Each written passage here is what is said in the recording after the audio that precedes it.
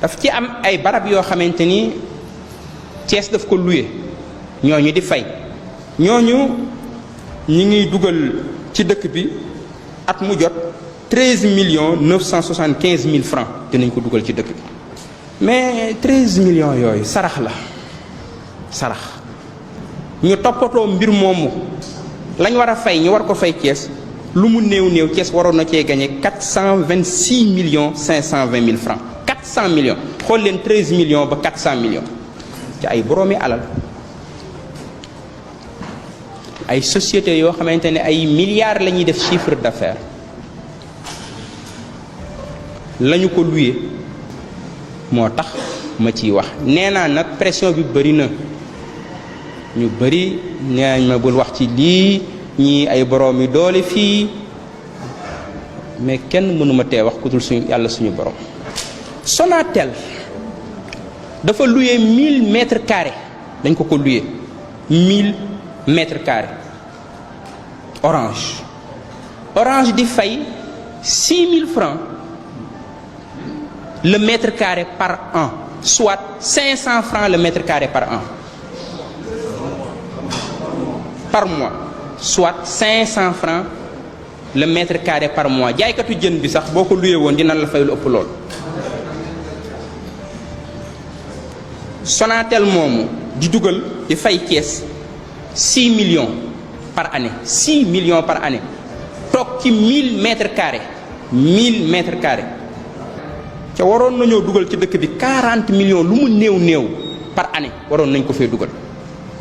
lu mu néew néew bu fekkoon li ñu waroon a fay nañ kon at mu jot ñoom ñi ngi def seeni chiffre d'affaires di yóbbu seeni dëkk bàyyi ñu ci ndóol bàyyi ñu ci ay jafe-jafe dama ni ce contrat là je veux m'adresser à Orange doit être renégocié et sera renégocié.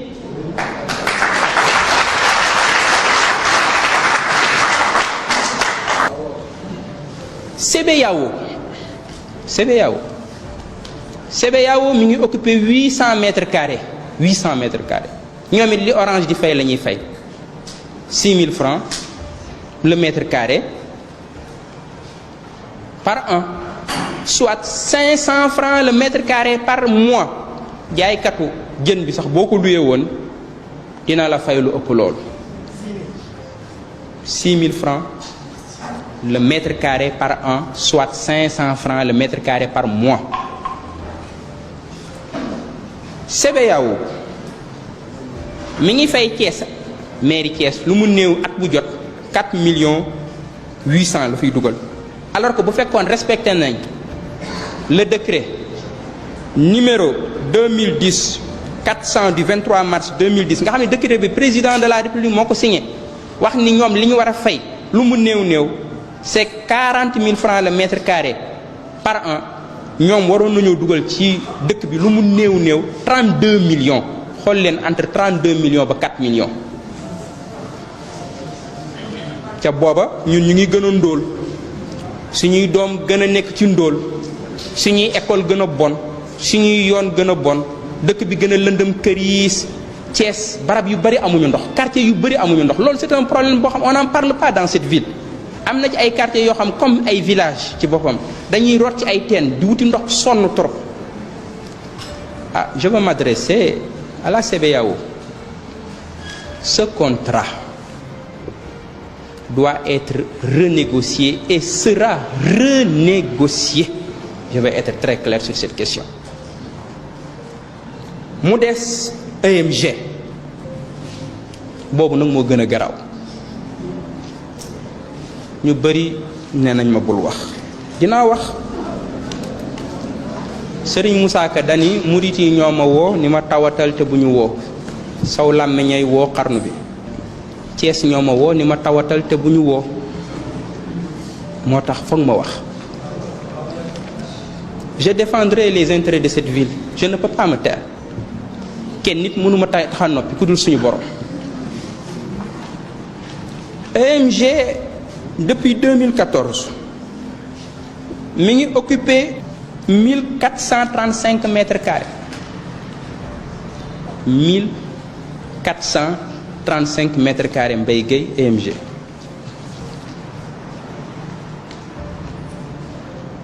musuñu fay 1 franc 1 franc.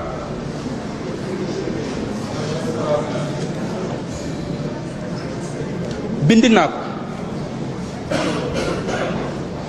yóbbante nañ ci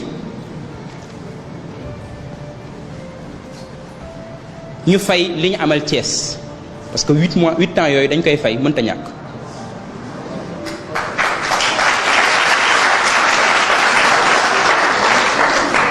wax naa leen bañuma ñoom ñu continuer fa ak projet bu ñu fa mën a am mais bala ñuy wax dara bor bi ñu am 8 ans yi dañ koy fay lu mu néew néew at mu jot 1435 mètres carrés yi li Orange di fay baaxul de mais bu fekkoon dañ ko appliqué ci barème mu Orange bi waroon nañoo dugal lu mu néew néew 8 610 000 par an waroon nañ ko fi dugal. envoyé nañ leen nag par voie huissier wax leen bor bi ñu amal Thiès mu toll ci 68 880 000 francs nañ ko fay suñ ko fayul dañuy jóg amul la neen. Je vais être clair sur cette question. maqaama ñëw ci dëkk occupé 1435 mètres carrés di le cœur de la ville ca fayoo loolu nag barke yeggu fa yaakaar naa ne ci dëkk bi donc loolu bëgg naa ci leeral. mu des yeneen mooy yi gën a garaaw dafa am benn entreprise bu gañee benn marché mobilier et matériel administratif en 2021 xaalis boobu mi ngi toll ci 19 974 450 francs CFA. entreprise bi gañee marché bi ni day meubler waat mairie Thiès ko maire yi di waxe meubler ci kër yi defaraat meuble yi indi ay taabal indi ay chaise defaraat ay télévision mairie bi rafet muy 19 974 450 francs CFA. moom mu def ci ay pexe exécuter marché bi jël xaalis bi def ci poosam wuti ay faux PV yoo xamante ni ñuy liggéey mairie ñoo ko liggéeyal bindal ko ni ko yow yaa gañe marché bi indi nga matériel bi installé nga matériel bi ci lépp ay kàcc la benn chaise bu gën a ndaw duggul mairie.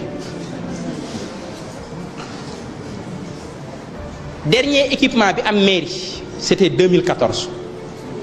waaw nit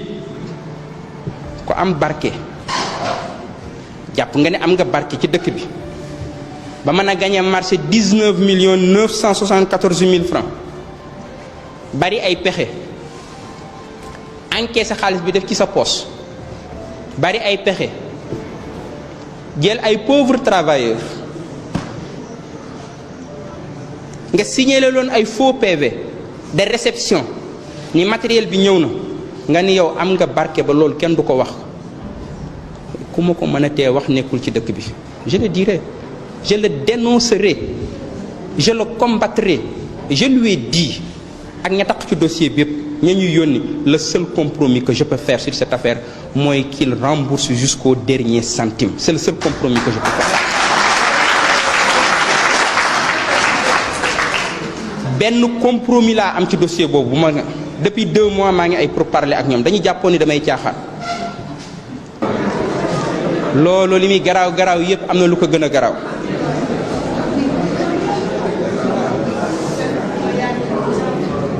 li ko gën a garaaw xam ngeen lan la ndax jàpp naa ni lu nit bëgg-bëgg alal war fee mën a bàyyi cimetière yi nag ndax ñun ñëpp fa lañ jëm. lu nit bëgg xaalis war a fee mën a bàyyi cimetière yi même booy jël alalu waa Thiès ñiy dund waaye ñi dee nga mën leen a muñal sax. benn mur boo xam dañ ko war a tabax mur bi benn côté bi mairie Thiès Est moo ko war a tabax li ci des ñu war ko yeggale mairie ville moo ko war a tabax ñi lancé benn marché boobu mi ngi toll ci 19 millions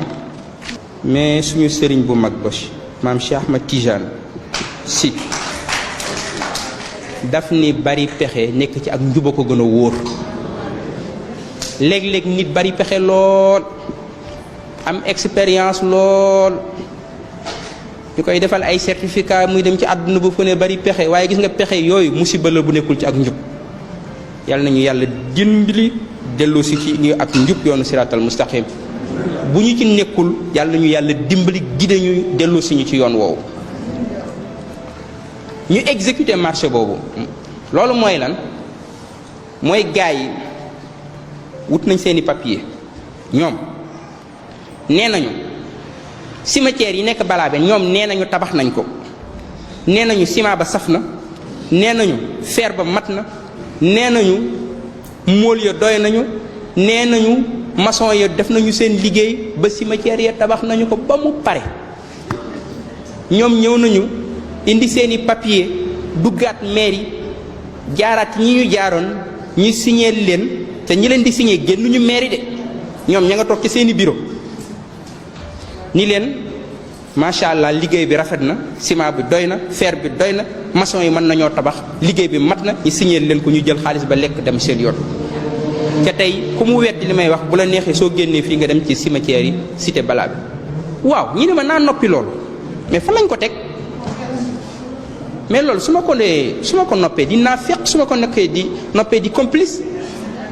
ñi ne ma bu ma ko wax ñi ni kenn du ko fi waxe je leur ai dit benn compromis laa ci mën mooy xaalis bi ñu jël muy 19 937 280 francs qu'il rembourse jusqu'au dernier centime c'est le seul compromis. Huissier bi dem na fa constaté ko tous les dossiers sont avec nous. Désormais, c'est Maître Moussa Sarr qui va défendre les intérêts de la ville de Thiès. Maître Moussa Sarr, le grand avocat, moi défendre les intérêts de la ville de Thiès. Nous allons engager une action judiciaire